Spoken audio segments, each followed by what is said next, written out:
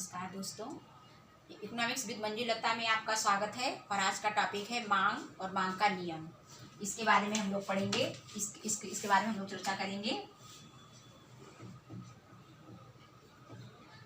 मांग का नियम यानी लॉ ऑफ डिमांड, इसकी भी चर्चा इसके साथ में हम लोग करेंगे मांग के साथ में। तो पहले आते हैं मांग का अर्थ। मांग क्या है इसके बारे में जान लेते हैं कि मांग में 3 तत्वों का समावेश होता है। पहला होता है इच्छा, और दूसरी होती है उस इच्छा को पूरा करने का साधन यानी रुपया पैसा, और तीसरा होता है उस साधन को खर्च करने की तत्परता। जब ये तीनों चीज़ों का समावेश होता है तब वो बनती है हमारी इच्छा, मांग बन जाती है। और अब आ जाते हैं इसकी परिभाषा पर। इसे प्रोफेसर पेंसन ने भी कहा है कि मांग एक प्रभावपूर्ण इच्छा है। प्रोफेसर पेंसन की परिभाषा देख लेते हैं। किसी वस्तु को प्राप्त करने की इच्छा जिसकी पूर्ति के लिए में हमारे पास पर्याप्त साधन है और उस साधन को व्यय करने की हमारे अंदर तत्परता हो, वो मांग कहलाती है। तो इसके मांग को हम जान लेते हैं, तब हम लॉ ऑफ डिमांड यानी मांग के नियम पर आते हैं। मांग का नियम हमें क्या बताता है? मांग का नियम हमें बताता है कि हमारे पास 2 चर होते हैं, एक स्वतंत्र चर और एक आश्रित चर। तो इसको हम लोग कैसे जान लेते हैं? देखिए, इसको ऐसे जान लेते हैं कि हम एक वर्टिकल पे हम रखते हैं इसको ये पी को यानी कीमत को, और इस पे हम रखते हैं क्वांटिटी कमोडिटी यानी क्यू को।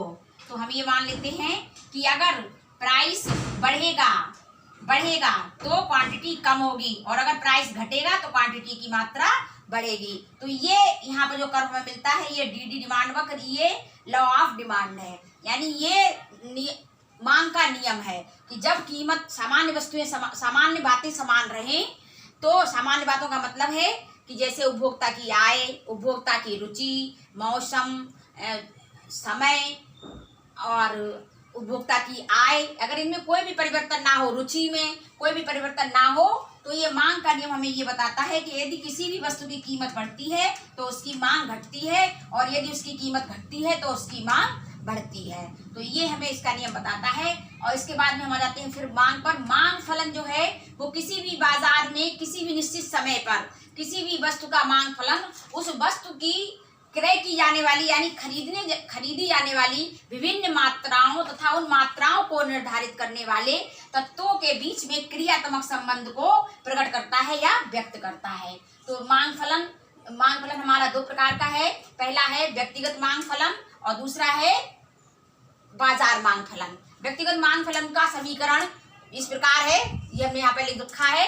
और बाजार मांग फलन कुल मांग, किसी भी वस्तु की कुल मांग को निर्धारित करता है, ये बाजार मांग फलन कहलाता है। इसमें कई उपभोक्ताओं के मांग फलन को जोड़ लिया जाता है, तब ये बाजार मांग फलन निर्धारित होता है। इसको देख लीजिए। dx का मतलब है यहाँ पर x वस्तु की मांग, और px का मतलब है x वस्तु की कीमत, और pr का मतलब है संबंधित वस्तुओं की कीमत, y का मतलब है सभी उपभोक्ताओं की मांग, और t का मतलब है उपभोक्ताओं की रुचियां, और e का मतलब है उपभोक्ता की संभावनाएं, और p का मतलब है पॉपुलेशन यानी जनसंख्या का आकार, और y और d का मतलब है आय का वितरण। तो ये है बाजार मांग फलन। अब बाजार मांग फलन और ये किन कैसे वस्तुओं पर लागू होता है? वस्तुएं 4 प्रकार की होती हैं। पहली होती हैं सामान्य वस्तुएं, दूसरी होती हैं घटिया वस्तुएं, और तीसरी होती हैं पूरक वस्तुएं, और चौथी होती है प्रतिस्थानापन्न वस्तुएं। तो इन सभी वस्तुओं में ये मांग फलन भिन्न भिन्न मांग को प्रभावित करता है, भिन्न भिन्न मांग फलन अपना व्यक्त करता है। देखिए, जो सामान्य वस्तुएं होती हैं, तो मैंने आपको पहले भी बताया कि जब कीमतें हमारी बढ़ती हैं तो मांग घटती है, और जब कीमत घटती है तो मांग बढ़ती है। ये सामान्य वस्तुओं के ऊपर लागू होता है। लेकिन जिसे घटिया वस्तुएं, जिन्हें गिफिन का विरोधाभास भी कहते हैं, घटिया वस्तुओं को मनुष्य कब खरीदना नहीं चाहता है?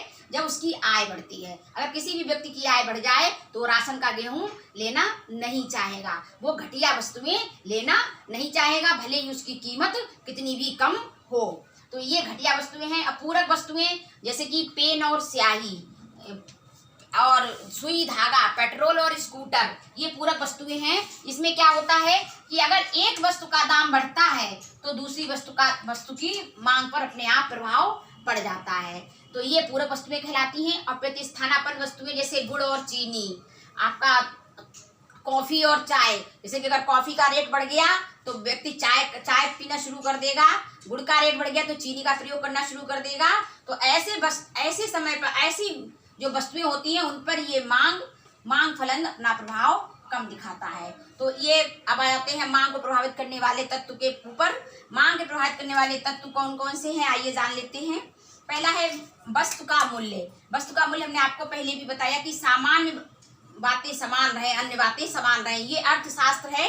और अर्थशास्त्र एक मनोवैज्ञानिक धारणा है, ये मनुष्य से संबंधित है। मनुष्य की रुचियां, मनुष्य की आय, मनुष्य की आदतें समय समय पर बदलती रहती हैं, इस कारण ये सब इन सब पर भी प्रभाव पड़ता है। तो वस्तु का मूल्य, जैसे जब भी वस्तु की कीमत घटती है तो वस्तु की मांग बढ़ जाती है। जैसे कि अगर हमें 20 रुपए में 1 दर्जन केले मिल रहे हैं और हम मार्केट जाएं तो हमें 20 रुपए में अगर 2 दर्जन मिलेंगे तो हम वो 2 दर्जन भी केले ले आएंगे, क्योंकि वस्तु की कीमत कम हो गई है तो उसकी क्वांटिटी हम बढ़ा देंगे। तो इससे क्या होगा कि वस्तु की मांग बढ़ जाएगी।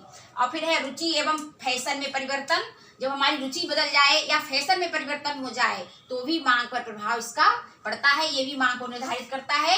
इसके बाद है आय में परिवर्तन। अगर हमारी आमदनी में परिवर्तन हो जाए तो हम घटिया वस्तुएं नहीं लेंगे, हम अच्छी क्वालिटी की वस्तुएं लेंगे और अपनी आय के अंदर जो अच्छी वस्तुएं आ जाएंगी उनको हम लेंगे। फिर इसके बाद है मुद्रा की मात्रा में परिवर्तन। यदि मुद्रा की मात्रा ज्यादा होगी, जैसे कि सरकारें जब उसको लागू कर देती हैं, मुद्राएं ज्यादा छाप देती हैं तो नोट ज्यादा हो जाता है, तो उसमें भी जब हमारे पास आमदनी ज्यादा होगी या हमारे पास मुद्रा की मात्रा ज्यादा होगी तो हम ज्यादा चीजें खरीदना शुरू कर देंगे, और मुद्रा की मात्रा कम होगी तो हम कम वस्तुओं को खरीदेंगे।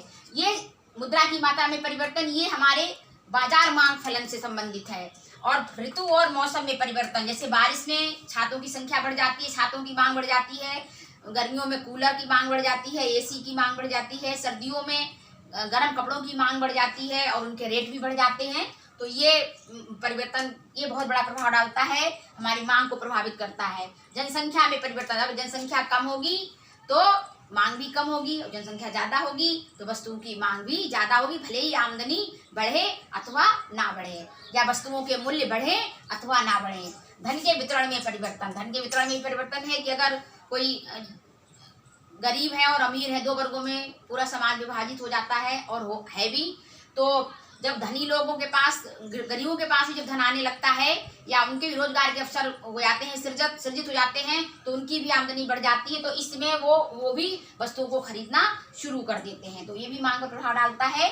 फिर है व्यापार की दशाओं में परिवर्तन। व्यापार की दशाओं में परिवर्तन, जैसे कि आपने तेजी काल में लोगों की मांगे कम हो जाती हैं, और जैसे ही मौद्रिक आय बढ़ जाती है व्यापार की दशाओं में, जैसे तेजी आई तो लोगों की मौद्रिक आय बढ़ी तो उनकी मांग भी बढ़ गई, और मंदी काल में लोगों की मौद्रिक आय जब घटी तो उनकी मांगे भी घट जाती हैं। तो ये हमने आज इसका अध्ययन किया, मांग का यानी डिमांड का, और मांग के नियम का, लॉ ऑफ डिमांड का, कि जब भी किसी भी वस्तु की कीमत अगर बढ़ती है तो उसकी मांग घटती है, और उसकी कीमत अगर घटती है तो उसकी मांग बढ़ती है। ये मांग का नियम है।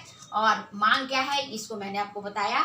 तो इसके साथ ही ये मेरा टॉपिक यहाँ पर समाप्त होता है। अगले वीडियो में हम अगले टॉपिक के बारे में चर्चा करेंगे। धन्यवाद दोस्तों।